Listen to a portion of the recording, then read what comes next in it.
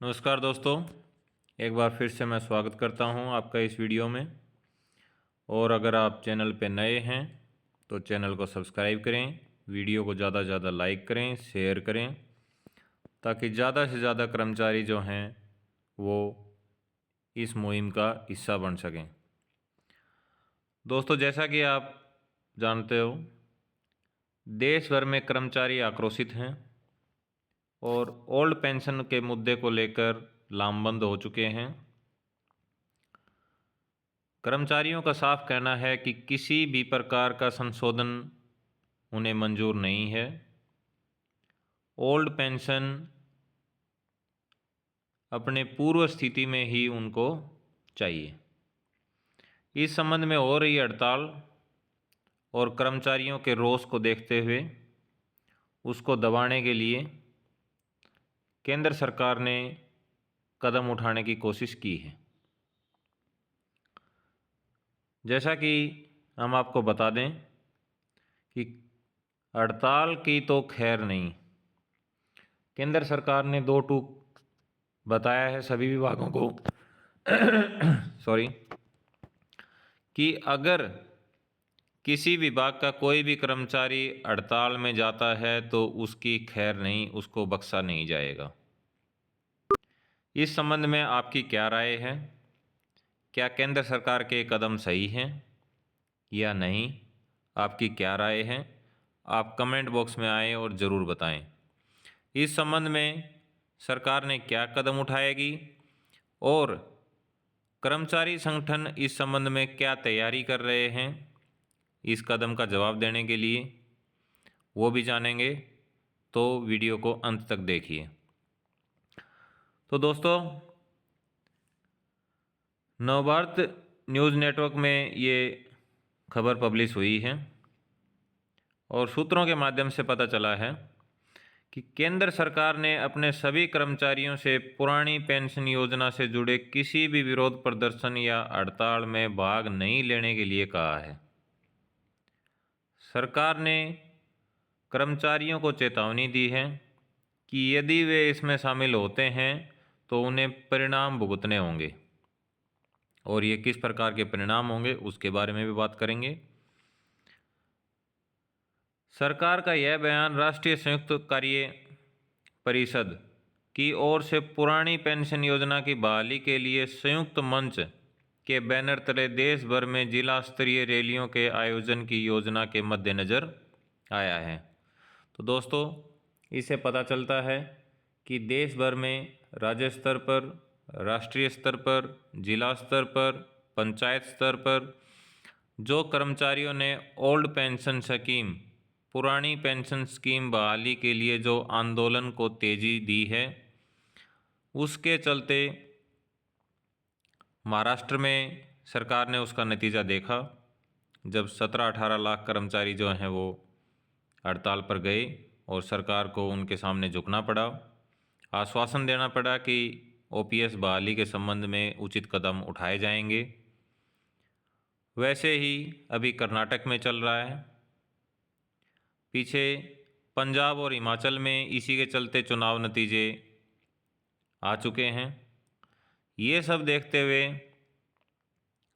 केंद्र सरकार के पसीने छूट रहे हैं और सरकार इस तरीके से आंदोलन को दबाने के लिए कदम उठा रही है। लेकिन देखने वाली बात यह है कि कर्मचारी इस कदम का किस तरीके से जवाब देते हैं और कर्मचारियों के जो संगठन हैं वो इस पर क्या रुख अपनाते हैं। कार्मिक व प्रशिक्षण विभाग डीओपीटी की ओर से केंद्र सरकार के सभी विभागों के सचिवों को जारी निर्देशों में सरकारी कर्मचारियों को सामूहिक आकस्मिक अवकाश, गो स्लो, धरना आदि सहित ऐसे किसी भी प्रकार के हड़ताल में भाग लेने से रोकने की बात कही गई है, जो सीसीएस नियम 1964 के रूल 7 का उल्लंघन करता है। उन्होंने कहा है कि कर्मचारियों को हड़ताल पर जाने का अधिकार देने वाला कोई वैधानिक प्रावधान नहीं है।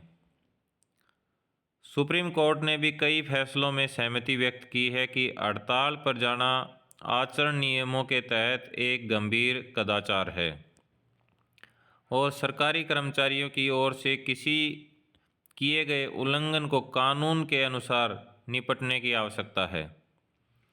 सुप्रीम कोर्ट का ये मानना है कि अगर कर्मचारियों को कोई सामूहिक परेशानी है तो वो हड़ताल पर जाना ही एकमात्र समाधान उसका नहीं होना चाहिए, कानूनी तरीके से भी उनको आगे आना चाहिए। इन निर्देशों में कहा गया है कि विरोध प्रदर्शन सहित किसी भी रूप में हड़ताल पर जाने वाले कर्मचारी को परिणाम भुगतने होंगे। यहाँ कर्मचारियों को डीओपीटी की तरफ से एक धमकी लगा लो, धमकी के सवर में निर्देश जारी किए गए हैं कि अगर ये निर्देश जारी होने के बाद भी अगर कर्मचारी किसी हड़ताल में या प्रदर्शन में शामिल होते हैं तो उनको उसके परिणाम भुगतने पड़ सकते हैं। अब ये परिणाम क्या होंगे उसके बारे में बात करेंगे। उनके खिलाफ वेतन में कटौती के अलावा उचित अनुशासनात्मक कार्रवाई भी की जा सकती है। या तो उनके वेतन में कटौती की जा सकती है या तो उनके खिलाफ अनुशासनात्मक कार्रवाई भी की जा सकती है। पत्र में सरकार के विभिन्न मंत्रालयों में कहा गया है कि आपके मंत्रालय व विभाग के तहत आने वाले केंद्र सरकार के कर्मचारियों को विभाग की ओर से जारी आचरण नियमों और सर्वोच्च न्यायालय की ओर से बरकरार रखे गए अन्य नियमों के तहत उपरोक्त निर्देश के बारे में उपयुक्त रूप से सूचित किया जा सकता है। और इस संबंध में आगे कदम उठाते हुए विभागों को निर्देश दिए गए हैं डीओपीटी की तरफ से कि सामूहिक तौर पर धरनों को देखते हुए छुट्टियां ना दी जाएं। कहीं ऐसा ना हो कि कर्मचारी छुट्टी लेकर धरनों में शामिल हो सकें, इसके लिए भी सरकार ने अपनी चिंता जताई है। साथ ही आदेश में प्रस्तावित विरोध व हड़ताल की अवधि के दौरान आवेदन करने वाले कर्मचारियों को आकस्मिक अवकाश या अन्य प्रकार के अवकाश को मंजूरी नहीं देने के निर्देश जारी किए जा सकते हैं और यह सुनिश्चित किया जा सकता है कि इच्छुक कर्मचारियों को कार्यालय परिसर में बाधा मुक्त प्रवेश की अनुमति दी जाए। अगर कोई कर्मचारी हड़ताल में शामिल नहीं होना चाहता तो सरकार ने बोला है कि हर विभाग उनके लिए यह व्यवस्था करे कि वो बिना किसी बाधा के विभाग में पहुंच सकें और अपना काम कर सकें। तो दोस्तों, ये केंद्र सरकार की गाइडलाइंस आने के बाद कर्मचारियों को ये चिंता थी कि कहीं ऐसा ना हो कि हड़ताल में शामिल होने के चलते उनके खिलाफ कार्रवाई की जाए। लेकिन जो कर्मचारियों का संयुक्त मोर्चा है उसने साफ और स्पष्ट कर दिया है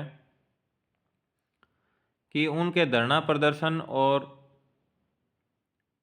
ओपीएस मूवमेंट के चलते किसी कर्मचारी को कोई नुकसान नहीं किया जाएगा, ना ही किसी कार्य में बाधा पहुंचाई जाएगी।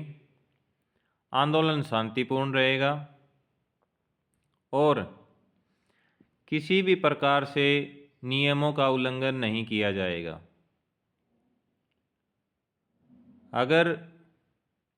लेकिन इस नियम को लेकर केंद्र सरकार सुप्रीम कोर्ट भी गई थी।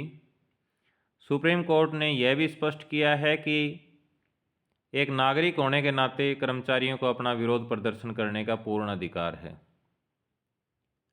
माना कि गवर्नमेंट के रूल्स हैं, वो सीसीएस रूल उनको प्रदर्शन करने से, हड़ताल करने से रोकते हैं, लेकिन हड़ताल करना एक अलग है और प्रदर्शन करना उनका अधिकार है। तो प्रदर्शन करने से कर्मचारियों को कोई नहीं रोक सकता है। छुट्टी लेना उनका अधिकार है। संडे है, जीएच है, उन दौरान वो प्रदर्शन कर सकते हैं। अगर बार बार ज्ञापन देने के बाद भी उचित उनकी सुनवाई नहीं होती तो पुराने समय से ही कर्मचारी जो हैं वो हड़ताल का इस्तेमाल करते आए हैं, आगे भी करते रहेंगे। इस संबंध में कोई भी किसी भी प्रकार से केंद्र सरकार के ये गीदड़ धमकी चलने वाली नहीं है। कर्मचारी पूरी तरीके से लामबंद हैं और इस तरीके से उठाए गए कर्मचारियों के खिलाफ जो सरकार के कदम हैं वो हमारे आंदोलन को और मजबूती की तरफ लेके जाएंगे। किसी भी तरीके से सरकार के कदम हमारे आंदोलन को कमज़ोर नहीं कर सकते हैं दोस्तों।